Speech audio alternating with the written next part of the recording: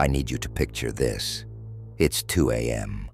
A military unit is deep in the Peruvian Amazon, surrounded by the primal whispers of the jungle.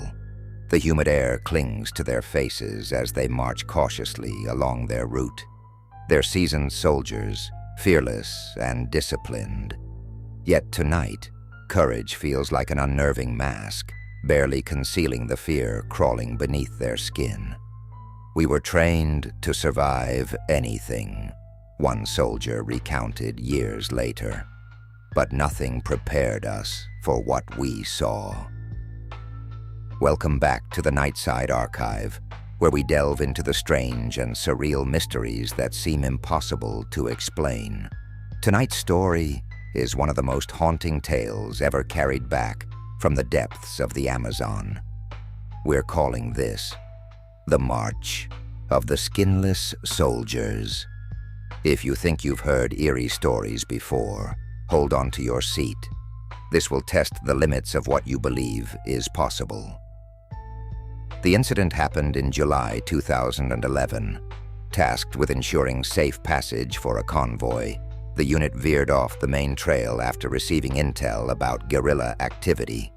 The path led them deep into uncharted territory, a place locals ominously referred to as Zona de los Ecos, the Zone of Echoes. It was named for its peculiar acoustics, where every sound seemed to carry multiple times in strange, unnatural ways. The first sound came as a distant thud. Initially, they thought it was wildlife. The jungle was loud, after all. But as they proceeded, the noises became deliberate, thuds and dragging sounds, like boots scraping against dirt. Here's where things get unsettling. The youngest member of the unit noticed it first. He whispered to the commanding officer, "Sir, are we being followed?" The officer scanned the dense foliage and ordered an immediate halt. "I've been in combat," he later said. "I know the feeling of being watched." But that night, it didn't just feel like someone was watching. It felt like the jungle itself was alive, breathing around us. The soldiers held their rifles steady, their eyes darting in every direction. Suddenly, the dragging sounds stopped. The silence was deafening, as though the jungle itself was holding its breath. Then one of them yelled, "On your six!" Spinning around, they found themselves staring at figures emerging from the dark. At first, it seemed like another unit, perhaps guerrilla fighters. But the first thing they noticed was the lack of uniforms. The figures weren't dressed in any way at all. They were skinless.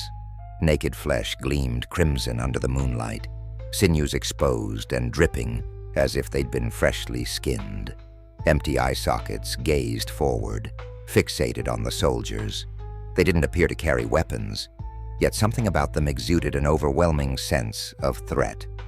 The jungle vibrated with tension. Ordering a defensive formation, the commanding officer yelled out to the figures in a mix of Spanish and native dialect, demanding to know if they were enemy combatants or some unknown entity. No response. The figures just stood there, swaying slightly, their mouths twitching as if attempting to form words. Then it happened.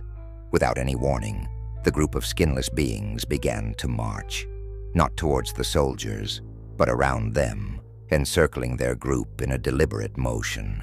With every step, their exposed feet squelched into the mud, leaving behind blood-stained footprints.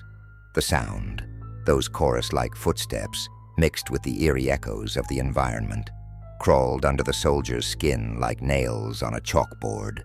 One soldier later described it, saying, "It felt ritualistic, like they were performing some twisted procession and we were their spectators, whether we wanted to be or not."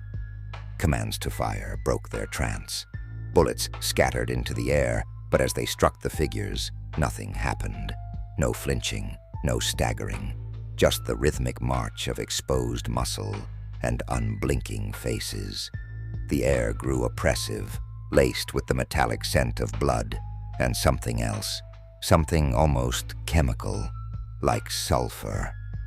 "This isn't human," someone whispered, barely audible over the sound of his own panicked breath.